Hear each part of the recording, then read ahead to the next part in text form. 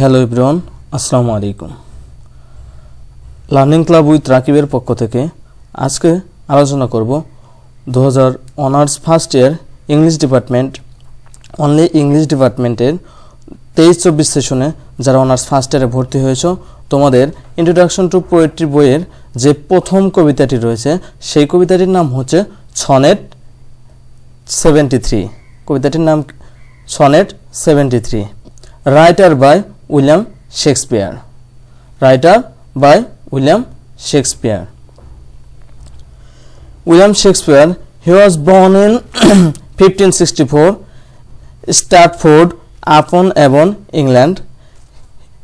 He died in 1616, same place at the age of 1552. অর্থাৎ William Shakespeare 1564 অর্থাৎ 1564 সালে জন্মগ্রহণ করেছিল স্ট্রাটফোর্ড অ্যাভন ইংল্যান্ডের, এবং তিনি মৃত্যুবরণ করেছিলেন 1616 খ্রিস্টাব্দে, এবং তিনি 52 বছর বেঁচে ছিলেন।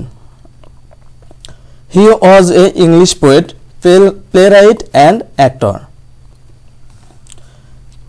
The greatest writer in the English language.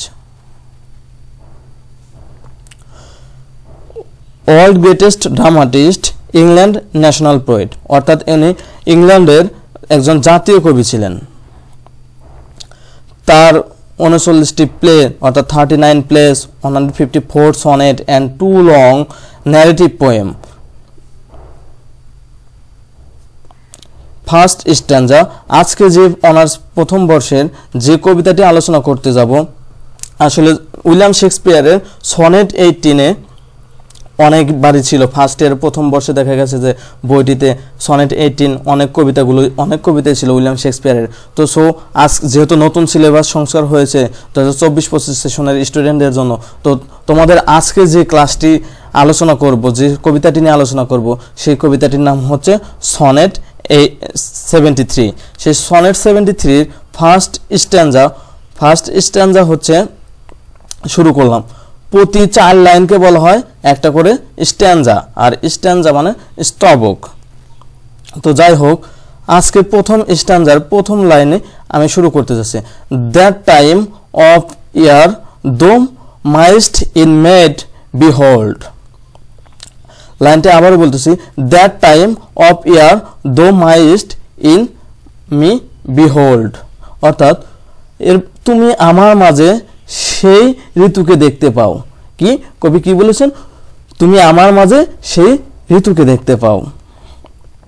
When yellow leaves or none or few do hang, অর্থাৎ কি, যখন হলুদ পাতা বা নেই, অল্প কিছু ঝুলে থাকে।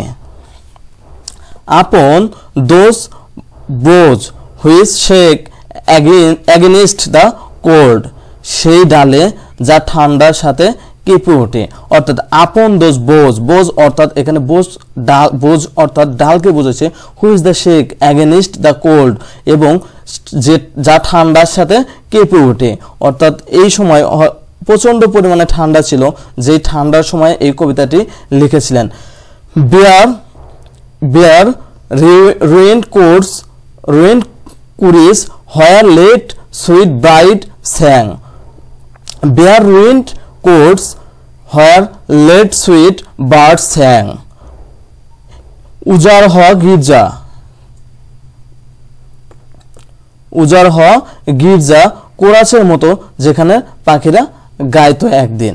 অর্থাৎ কি, উজাড় হওয়া গির্জা কোরাসের মতো, কোরাস একটি সংগঠন যেখানে পাখিরা কি করত, গাইতো একদিন। অর্থাৎ অনেকগুলো পাখি একত্রিত হতো এবং তারা কি করত, গাইতো। আসলে এই কবিতাটির প্রথম যে 4 লাইন রয়েছে, সেই 4 লাইনের রাইম স্কিম হচ্ছে, প্রথমটা এই দেখেন, বিহোল্ড। এখানে রাইম স্কিম হবে এ, হ্যাং কি, হ্যাং, এটা রাইম স্কিম বি, এবং তৃতীয় লাইনের যে রাইম স্কিম হবে সেটা হচ্ছে কোল্ড।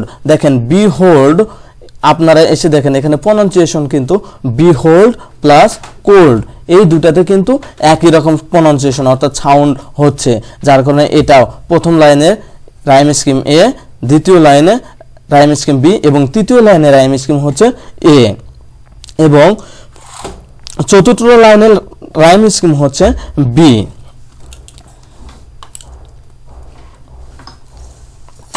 কবিতার প্রথম 4 লাইনের rhyme scheme A B A B.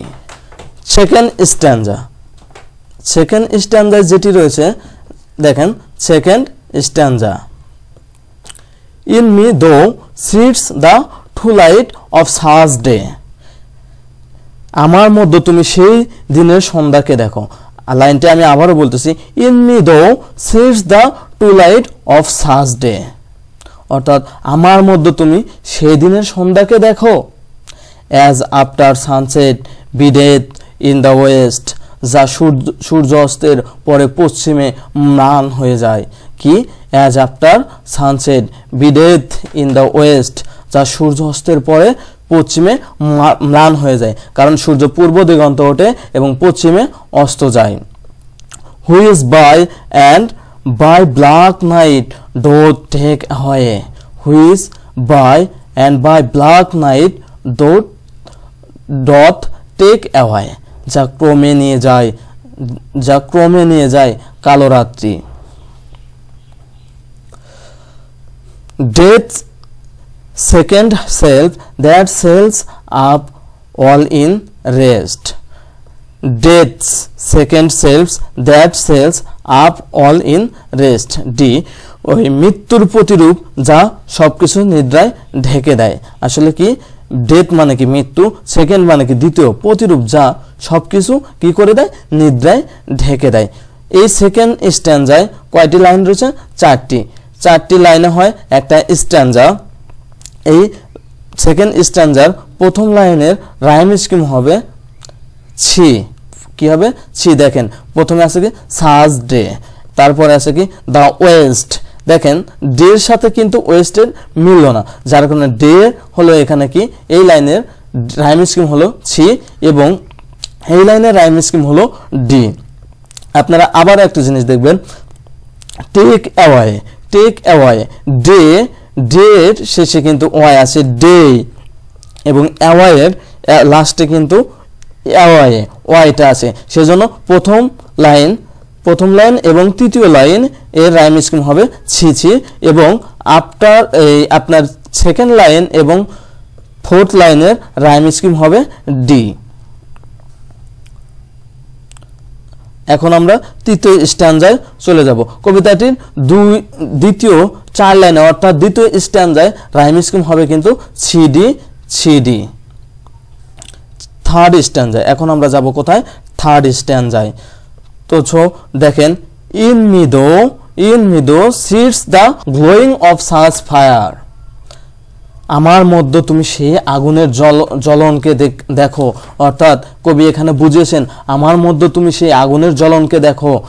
That on the ashes of his youth doth lie, কি? That on the ashes of his youth doth lie, যা তারুণ্যের ছায়ার উপর শুয়ে আছে। কি? যা তারুণ্যের ছায়ার উপর শুয়ে আছে। As the deathbed whereon it must expire. কি বললাম আমি? দেখেন, as the deathbed whereon it must expire, যেন মৃত্যু শয্যা যেখানে তাকে নিভে যেতে হবে, যেন মৃত্যু শয্যা যেখানে তাকে নিভে যেতে হবে। consumed with that which it was nourished by, consumed with that which it was nourished by, অর্থাৎ যে জিনিসে পেষিত হয়েছিল তা দিয়ে গ্রাসিত, অর্থাৎ যে জিনিসে পোষিত হয়েছিল তা দিয়ে গ্রাসিত। এখানে বুঝিয়েছেন কবি যে আপনাকে যেভাবে আপনাকে নিয়ে আসা হয়েছিল এবং সে যে জিনিস দিয়ে বরণ করে নিয়ে আসা হয়েছিল, যে জিনিসের জন্য আপনাকে কি করা হয়েছে, ওই জিনিসের উপর আপনাকে মর্যাদা দেওয়া হয়েছে, কিন্তু শেষ মুহূর্তে এসে আপনাকে কি করা হলো? সেই জিনিস দিয়েই কিন্তু আপনাকে সেইভাবে বিদায় দেওয়া হলো এবং সেখানে কি হলেন? আপনি গ্রাসিত হয়ে গেলেন। আমরা এই কবিতাটির তৃতীয় লাইনের তৃতীয় স্ট্যান্জার রাইম স্কিম হবে ইএফ ইএফ। এখন আমরা যে লাস্টের যে দুইটি লাইন আছে সেটি কিন্তু 73 সনেট 73 কবিতার রাইম আপনার যে দুইটি লাইনের যে স্ট্যান্জা আছে অর্থাৎ স্তবক আছে এটাকে কিন্তু বলা হয় কাপলেট। এই বিষয়টি মনে রাখবেন, এটা দুই লাইনের জন্য এটাকে কি বলা হয়? কাপলেট। তো লাস্টের দুই লাইন আমি পড়ে দিচ্ছি। thus thou perceivest which make thy love more strong. thus thou perceivest which makes thy love more strong. এ তুমি অনুভব করো আর তাই তোমার প্রেমে আরো দৃঢ় হয়। to love that well which thou must live along. কি বললাম দেখেন তো, টু লাভ দুজনের যে ভালোবাসা, that well which thou must live along, ভালোবাসো গভীরভাবে যাকে খুব শীঘ্রই বিদায় দিতে হবে। দেখো কি বলেছে লাস্টের লাইনে, ভালোবাসো গভীরভাবে যাকে খুব শীঘ্রই বিদায় দিতে হবে। কবিতাটির শেষের দুই লাইনে রাইম স্কিম হবে জি। দেখেন আপনারা একটা জিনিস, সেটা হচ্ছে যে স্ট্রং আর লং দুটোর উচ্চারণ বা প্রনাউন্সিয়েশন কিন্তু একই এসে যায়, দেখেছেন শেষের দিকে এসে, সেজন্য এটা রাইম স্কিম কি হলো জি, এবং শেষের যে লাইনটা আছে এটা রাইম স্কিমও জি। কবিতাটির শেষের দুই লাইনে rhyme scheme G. Thank you everyone. দয়া করে আমার চ্যানেলটিকে সাবস্ক্রাইব করবেন এবং আপনাদের সামনে অবশ্যই আমি নেক্সট ভিডিও নিয়ে আসব। সেই ভিডিওতে ইনশাল্লাহ এই সনেট 73 অল এভরিথিং সব কিছু পেয়ে যাবেন। Thank you very much. আসসালামু আলাইকুম।